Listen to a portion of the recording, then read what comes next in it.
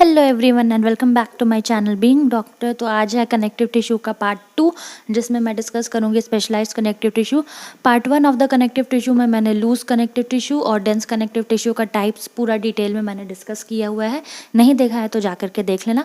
अब आते हैं स्पेशलाइज्ड कनेक्टिव टिश्यू में।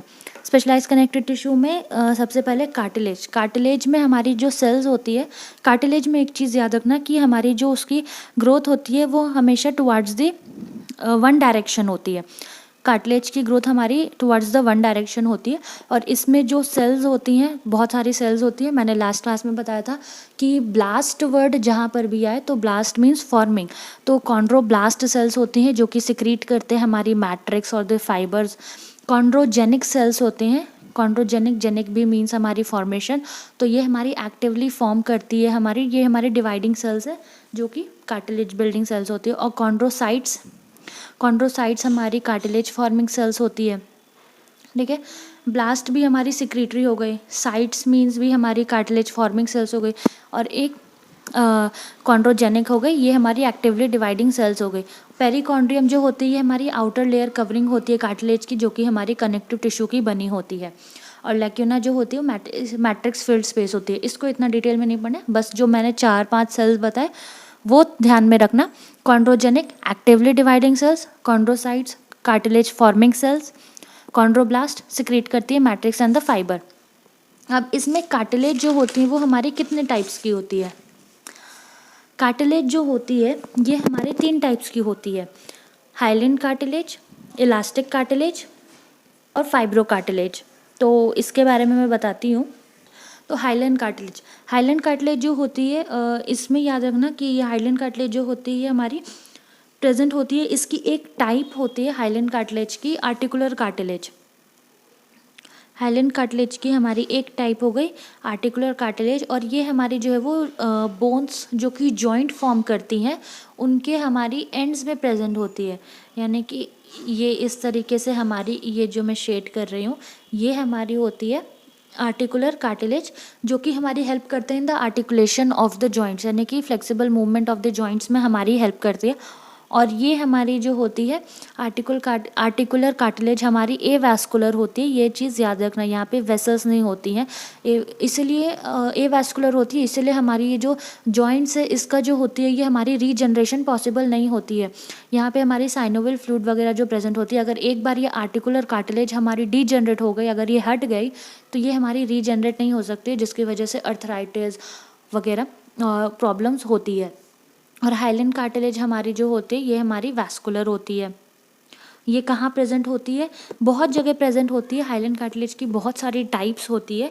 बेसिक ये हमारी याद रखो, थायराइड में प्रेजेंट होती है, नेजल कार्टिलेज में हमारी प्रेजेंट होती है, टिप ऑफ द नोज में हमारी इलास्टिक कार्टिलेज प्रेजेंट होती है, ये याद रखना।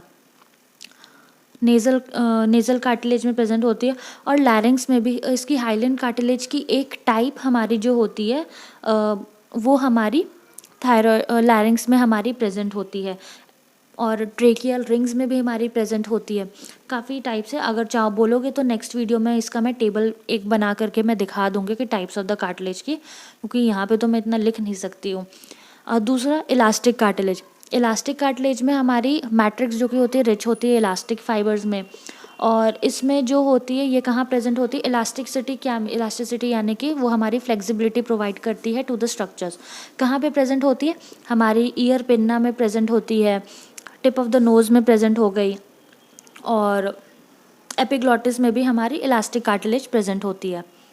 अब आते हैं फाइब्रो कार्टिलेज जो होती है ये हमारी फाइब्रस होती है, ये थोड़ी सी हार्ड मैट्रिक्स लाइक स्ट्रक्चर होती है, और ये ऐसी जगह प्रेजेंट होती है जहाँ पे बहुत ही कम मूवमेंट होती है, यानी कि little to the low movement होती है। तो उस बोन के जॉइंट्स के बीच में, ये जैसे कि मान के चलो 2 बोन है, यहाँ पे हमारी आर्टिकुलर कार्टिलेज तो हर बोन के जॉइंट में प्रेजेंट होगी। तो आर्टिकुलर कार्टिलेज, अगर सिर्फ आर्टिकुलर ही कार्टिलेज प्रेजेंट है तो यानी कि हमारी ये जॉइंट मूवेबल है, फ्रीली मूवेबल।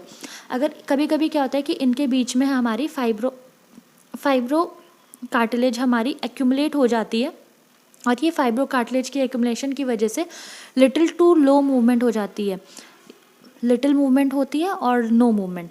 ऐसा भी नहीं हम बोल सकते कि एकदम मूवमेंट नहीं होती है, एकदम मूवमेंट नहीं होती है तो वो हमारी सूचर्स में प्रेजेंट होती है जो कि स्कल में होती है, और लिटिल मूवमेंट हमारी इंटरवर्टिब्रल डिस्क में प्रेजेंट होती है, यानी कि आईवीडी में, इंटरवर्टिब्रल डिस्क में, वहाँ पे ये हमारी फाइब्रोकार्टिलेज प्रेजेंट होती है और सिम्फाइसिस प्यूबिस में होती है। क्या इसका हेल्प होता है? ये हमारे शॉक एब्जॉर्बर की तरह हेल्प करती है कार्टिलेज इन बेसिक।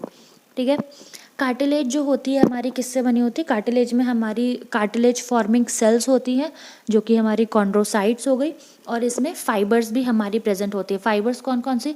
कोलाजन फाइबर्स और इलास्टिन फाइबर्स, यही हमारे बेसिक है। कोलाजन फाइबर्स मैंने लास्ट वीडियो में बताया था कि वो हमारे वाइट इन कलर होती है और स्ट्रेंथ प्रोवाइड करती है, और इलास्टिन फाइबर जो होती है ये हमारी येलो इन कलर होती है और फ्लेक्सिबिलिटी प्रोवाइड करती है। इसमें भी हमारी जो मैट्रिक्स होती है ये हमारी म्यूकोपॉलीसेक्राइड्स की बनी होती है, थोड़ी सी जेल लाइक कंसिस्टेंसी होती है। ठीक, अब आते हैं बोन्स पे। बोन जो होती है उसकी हमारी पार्ट्स ऑफ द बोन में हमारी कौन क्या क्या होगी? पार्ट्स ऑफ द बोन में हमारी दो पार्ट्स हो गई, एक हमारी एपिफाइसिस होती है और एक हमारी डायफाइसिस होती है। एपिफाइसिस जो होगी ये हमारी ends of the long bone हो गई, और डायफाइसिस जो कि शाफ्ट हो गई, middle area of the long bone. तो एपिफाइसिस एक पर्टिकुलर लॉन्ग बोन में हमारी दो एपिफाइसिस प्रेजेंट हो गई, एक हमारी टॉप मोस्ट एंड और एक हमारी बॉटम एंड, और डायफाइसिस उन दो एंड्स के बीच की एरिया। एपिफाइसिस में हमारी रेड बोन मैरो प्रेजेंट होती है, यानी कि हमारी हेमोपोइसिस करवाती है, formation of and maturation of the RBC. और डायफाइसिस जिसको हम बोलते हैं शाफ्ट, वहाँ पे हमारी येलो बोन मैरो प्रेजेंट होती है जो कि फैट का स्टोरिंग करवाती है, और इनमें जो होती है वो कैल्शियम की डिपोजिशन होती है। बोन की ग्रोथ जो होती है ये हमारी दोनों डायरेक्शन में होती है, यानी कि बाई डायरेक्शनल ग्रोथ होती है। ये हमारी जो होती है कैल्शियम की deposition from the upper layers भी होती है, और इनसाइड में हमारी जो होती है वो जैसे कि हमारी कार्टिलेज में हमारी कॉन्ड्रोसाइट्स होती है जो कि कार्टिलेज फॉर्मिंग सेल्स होती है, वही हमारी बोन की इनसाइड में हमारी ऑस्टियोसाइट्स होती है जो कि हमारी बोन फॉर्मिंग सेल्स होती हैं। ठीक है, वो हमारी बोन का फॉर्मेशन फ्रॉम द इनसाइड भी करवाते हैं और कैल्शियम की डिपोजिशन फ्रॉम द आउटसाइड भी होती है। कैल्शियम का डिपोजिशन कैसे होते हैं? हम न्यूट्रिएंट्स जो लेते हैं उससे हमारी कैल्शियम जो होती है वो स्मॉल इंटेस्टाइन, किडनी से हमारी एब्जॉर्ब होती है। स्किन को जब हम यूवी लाइट से एक्सपोजर होती है तो वहाँ से हमारी जो होती है वो इनएक्टिव विटामिन डी का फॉर्मेशन इनएक्टिव विटामिन डी हमारी एक्टिव होती है, और वो हमारी जाकर के किडनी से हमारी फिर फर्दर कैल्शियम का एब्जॉर्प्शन वगैरह करवाती है, जिसकी वजह से कैल्शियम फॉस्फेट का डिपोजिशन हमारी बोन में ऊपर की तरफ से होती है, और अंदर से हमारी बोन की डेवलपमेंट हो रही है ऑस्टियोसाइट्स की हेल्प से। बहुत सारी इसमें भी सेम सेल्स है, जैसे कि वहाँ कार्टिलेज में था blast cells, cyte cells, genic cells, वैसे यहाँ पे कॉन्ड्रो के बजाय ऑस्टियो आ गए। ऑस्टियोजेनिक सेल्स जो कि एक्टिवली डिवाइडिंग सेल्स हो गई, ऑस्टियोब्लास्ट सेल जो कि सिक्रीट करती है हमारी matrix and the fibres, lacuna osteocytes हो गई हमारी bone forming cells, lacuna fluid filled cavity, इसमें जो होती है बोन में कार्टिलेज से एक डिफरेंट चीज़ होती है हमारी लैमेले जो कि कंसेंट्रिक रिंग नहीं होती है, और बोन में हमारी जो होती है वो लैमेले का प्रेजेंट होती है जो कि इस तरीके से कंसेंट्रिक मतलब कि एक कंसेंट्रिक सर्कल्स क्या होते हैं, एक सर्कल के अंदर सर्कल, ये इस तरीके से कंसेंट्रिक रिंग्स का फॉर्मेशन होते हैं जिसको हम बोलते हैं लैमेले, और ये कंसेंट्रिक रिंग्स किसकी हेल्प से बनती है? कोलाजन की हेल्प से। कॉन्ड्रो कार्टिलेज सेल्स जो होती है वो हमारी एवास्कुलर इन नेचर होती है, और ये वैस्कुलर इन नेचर होती है हमारी कॉन्ड्रोसाइट्स, और हैवर्जन कैनाल्स जो होती है हमारी बोन में प्रेजेंट होती है जो कि सप्लाई करती है blood vessels, lymphatic vessels and the nerves. Volkmann canal present होती है जो कि ज्वाइन करते हैं हैवर्जन कैनाल्स। वैस्कुलर होती है, इसमें हैवर्जन कैनाल्स में blood vessels, lymph nerve present है, यानी कि वैस्कुलर होती है।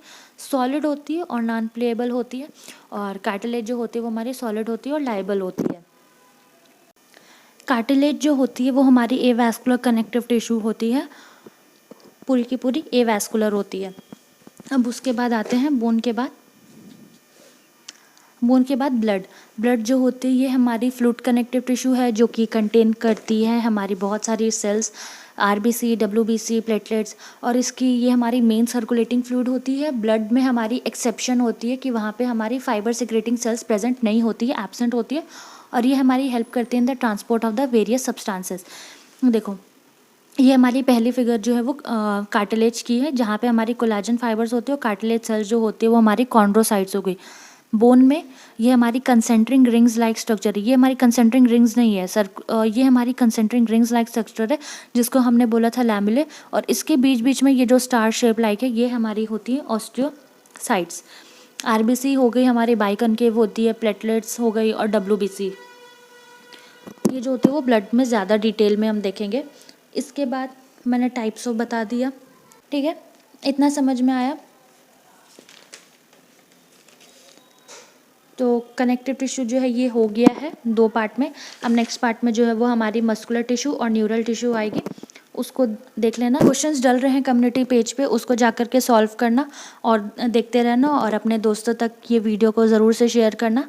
Connective tissue, epithelial tissue complete हो गए। मस्कुलर टिश्यू और नर्वस टिश्यू जो है वो जल्दी हो जाएगा, क्योंकि अगर टैबुलर फॉर्म में मैं बताऊंगी तो वो ज़्यादा टाइम नहीं लगेगा, तो वो दोनों को मैं एक ही वीडियो में बता दूंगी, ठीक है। उसके बाद तुम लोग का टिश्यू भी कंप्लीट हो जाएगा नेक्स्ट वीडियो में।